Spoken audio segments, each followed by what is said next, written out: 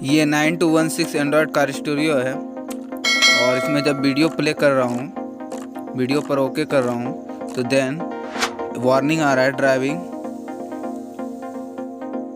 Driving please caution.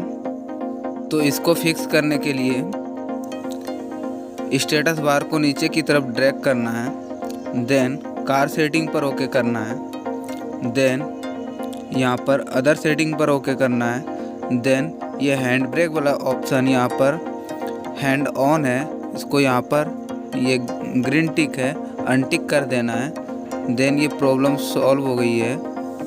यहाँ पर जब मैं वीडियो प्ले कर रहा हूँ तो आप यहाँ पर देख सकते हो वीडियो प्ले हो रही है। तो इस टाइप से आप 9216 एंड्रॉयड कार स्टूडियो में वीडियो वार्निंग को फिक्स कर सकते हो।